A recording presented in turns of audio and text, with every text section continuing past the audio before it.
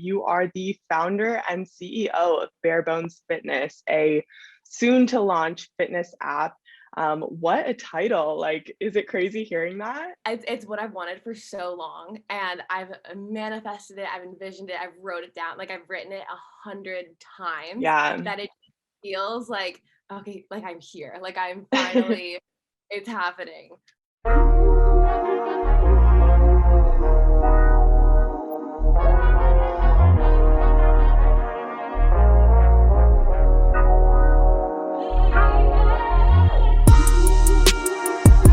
I'm so excited to have you here today and for you to share more about yourself and more about Barebones. But first, I have to ask.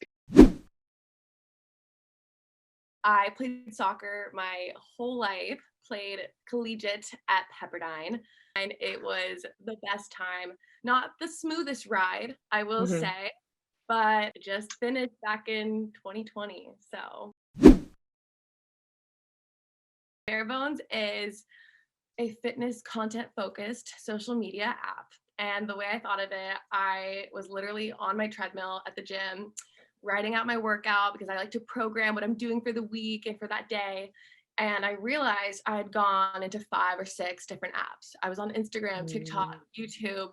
I was on other trainers, their individual apps. And it kind of just dawned on me like, wow, I'm on a lot of different apps right now. Why is this not all in one place? And then because I'm looking up all of this content on other multimedias, I'm just being inundated with fitness content. And I felt that start to weigh on me Yeah. because I said we're sitting in a desk all day. Like if I go and scroll on my phone, I see everyone working out. It's just like, like you get that anxiety of like, it's still like, am I doing enough? Right. And then what was really kind of starting to affect me was I would see just so much misinformation out there. Like I'm sure you've seen it too. You don't know who to trust exactly. Mhm. And anyone can write that they're a trainer in their bio. There's really no way of verifying it. Right. So I kind of just started with the idea of a fitness content like focused social media app. And then I expanded upon like having a software that identifies who is a certified trainer so that those Mm. people indicated. So it's like anyone can post, but we'll indicate who's certified so that you know the content coming from those creators is content that you can trust. It's really been expanding to just like to be the easiest place to view and distribute fitness related content because it's so decentralized. And so there's a need for it to be just in one spot. So I've always loved being active. Like growing up, it was always like whatever sport I could play. It's like I'm running around constantly. So I've always loved that. And even playing soccer, like soccer was the fun part for sure. But Mhm. I still really enjoy just that like zone I get into of whether it's a walk, run, lift. So I've always really liked that. Like what I tried to implement after college was like, okay, like let's try to stay on top of the workouts I used to do all the time. Like I've done so many, I can stay on those. And it's just it wasn't attainable. Like it wasn't sustainable for me to do that to my body. There was nothing Mhm. I was really working towards. Yes, fitness, total passion. But after college, I tried to figure out ways I could still implement it because Mhm. I feel like as athletes and especially as soccer players, we're like chasing that thrill that we'll Yeah. probably sadly never get again, like of being on a field scoring a goal, winning a game. So I tried to figure out, okay, what ways can I implement this into my life? Like, how can I keep chasing that? I tried to be a trainer. I was Mm. teaching workout classes outside. I tried all of that. I tried kind of fitness influencing and it just was not hitting for me. I wasn't enjoying it. And because it's such an oversaturated industry, I figured like, why would I go into this? Mhm. That is really how like Barebones came to be. It really is because I kept trying to figure out ways to implement fitness into my everyday life. So I love that. And I'm curious, like, how did you, I know you love fitness, you love soccer, but how did you know um, when you wanted to pursue entrepreneurship? And also, like, how? Like, did you have any insight on what that journey was going to be like before diving in head first? I've always known I wanted to start a company. I never had any idea what, but it's always been something in the back of my head. And I can picture it so clearly. Like I know Mhm. exactly, like I never knew the idea, even though I was thinking of ideas all the time, but I'm really passionate about just the idea of like building a company from the ground up. Like I'm Hmm. super like people first, culture first. I know all the other aspects of running a business and how I want to implement it. So for the Hmm. longest time, I was just thinking, okay, what's that idea? What's that idea? When's it going to come to me? And I had so many. But then when Barebones came to me, it was seriously within a week. I started acting on it because I, for so long, was like, just give me the idea, like, universe, give me the idea. And when it came to me, it was like, oh, okay, I got to do it. And one thing I've always had in my head too, and I've heard this from so many other founders of just, there's never going to be a right time. Like, it's never going Hmm. to be the perfect time to start something. You're always going to have doubts and what ifs. And so I kind of was just like, screw it. I have to do this. I work remote. I can balance it out. I can. So I just kind of started. But that's the issue is no one tells you how to start. Like there is no manual. I mean, maybe if people go to business school, maybe they outline it a little more, but like I didn't. I have to thank my network for sure of like people around me who I kind of just started talking to them and seeing like, oh, what would you do? And just tons and tons of just research and looking things up. But honestly, like no one prepares you with getting started. Yeah. You have to make a plan and just kind of go with it. Yeah. That's what I did, and it's been working. I want to go back to something that you said, and it was very short, but it's a very important part of this whole journey. And you said, I work remote. You also are working a full-time job, right? On top of starting your own fitness brand. Can you talk a little bit about that? Because I think from the outside looking in, people might think, oh, she has all the time in the world to work on this. Like, no wonder it's already launching. And look at all the great content. She has all day to work on this. But in reality, we met through our corporate 9 to 5. So can you Yeah. speak a little to like managing that and how, that's been for you? If that's the perception of me, like I'm doing a good job then because I do not have all the time in the world. Luckily, working remote, I kind of have control of my calendar, so I would block off certain times. But it's a grind. Like I would work my full-time job and then it's 2-3 hours every night working on bare bones. I Hmm. started to kind of manage it where I'd have about 14 meetings a week for bare bones. And I would schedule those throughout my day. It was a lot of flip-flopping, just having to like prioritize when to work on something and aligning people's schedules. That's always a nightmare. Hmm. But I just jobs about a month ago, and now I'm working East Coast hours. So now it's a little easier. I work like 6 or 7 to about 3 in the afternoon. So then from about 3 to 6 on, I'm still working on bare bones. And then we have a lot of weekends where I'm on Zoom calls with my team. We've had photo Yeah. shoots that have been 8 hours. So it is, I'm trying my very best because one thing we all have the same of is time. It's just how you Mm. utilize it. I have really been trying to maximize my time, but don't get me wrong. A lot of days I'm exhausted. I've gone through so many rounds of burnout, but Mm. like, this is what I want to do. Like that is the Yeah. light end of the tunnel for me. Like I just have to get there. So putting in all this work, that's what makes it feel worth it. And just because I want to like help people and through Yeah. fitness. That is my Yeah. total mission and passion. So um, that that really motivates me. I think just starting was easily the hardest part. And then I will say, I had in the early stages, I was like this close to not going through with it. I had met someone at my previous company and we were kind of working on bare bones together. And he had just started his own company like 6 months ago. So he was 6 months ahead of me. And he's like, hey, like, do these steps. This will help you. So for him, I'm so thankful because he totally helped bare bones to get off the ground. I was this close to asking him to be a co founder. And then he just totally like, and very understandably so, was like, I can't do this. Like, I still have comparatively in my other company I'm starting. So it's just too much. I realized in that, the part of being like starting a business, I want to work with others. Like, I want a Hmm. team. I love collaborating with other people. And I felt like I had that and we worked really well with one another.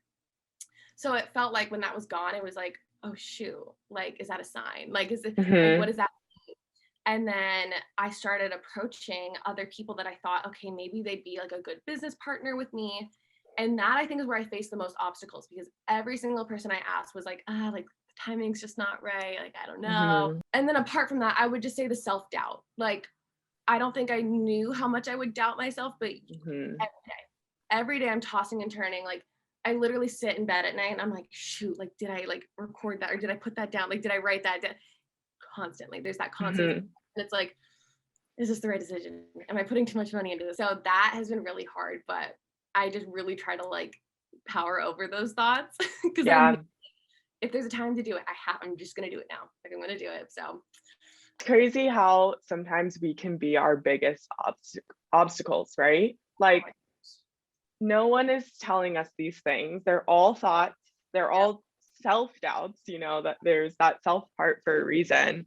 Mhm. But, yeah, thank you for sharing, because I know that that's not easy to talk about the hard stuff. We see all the good stuff, the Instagram looks great, your photo shoots, all the content that, you've already put out there is amazing, but, no one hears about those sleepless nights and, almost quitting at the start.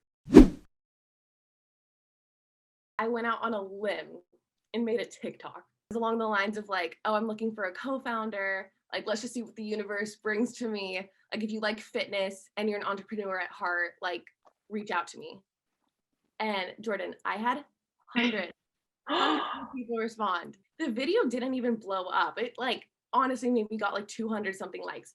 But I had so many people responding to me without I gave like no context, because then what I did was like, I had all these people initially reach out, and then I was like, okay, DM me on Instagram. And then once they DM me, I'd be like, okay, email me, just to see who Mhm. like wanted it.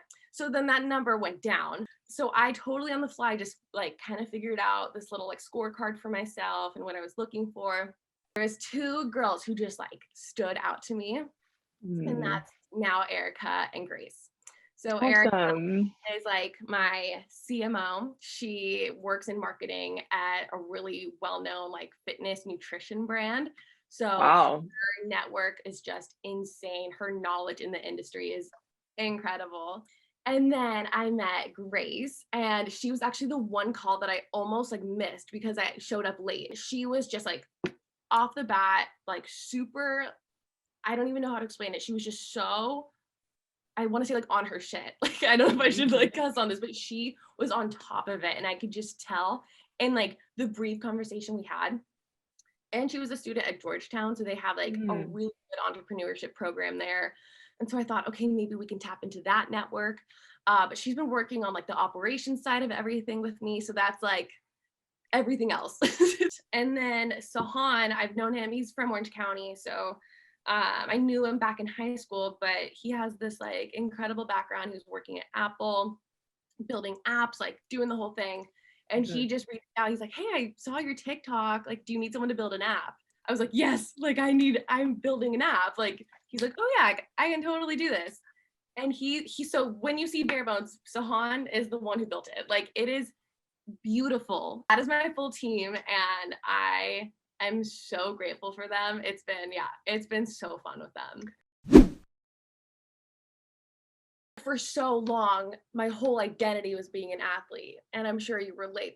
That's who you are. So I think I struggled a ton, way more than I anticipated post college, because it's like, okay, one day you're just an athlete, the next you're being thrown into a 9 to 5. There's no bridge, there's no any like easing into it. It's just boom, okay, figure it out. It has prepared me for every lesson I'm like yet to face, because what Mm. I tell myself is I will never be as stressed or anxious or physically like in pain than I was when I was playing college soccer. So for me, I just think if I was able to get through that, I can literally get through anything. Every single day, you're trying to get better, even if that's just 1%. So it's 1% Mm. better every single day. Like, Mhm. that is what sports, that's what college soccer taught me. Um, I was like pretty miserable a lot of the time, but getting through college soccer was the most gratifying and rewarding thing I've ever done. And I Yeah. would not change a second of it. I think back, I don't know why, like the first like age that comes to me is like my 15-year-old self. Like, I wish I could give her a hug so bad. Like, it's so crazy being able to like look back and like think about like how far I've come. And I like to like think that my younger self would be really proud of who I am now. But I think the one thing I would really tell myself, and this is something I'm still working on, but just patience. Be Mhm. patient. I'm the most impatient person. I want things done right then and now. I want to see results. I want to get the promotion. I want what's next always. Mhm. That patience. That is something I'm always telling myself still. I'll take that advice to tell myself as well. So thank you. And thank you so much for being the first ever guest on the Did You Play Sports podcast. I think it's so great that we came together and yeah, we talked about your time at Pepperdine very briefly, but like look at all the things you've done since graduating from your collegiate sport and now you're the founder and CEO of your own fitness company. Thank you so much for having me. This was so fun.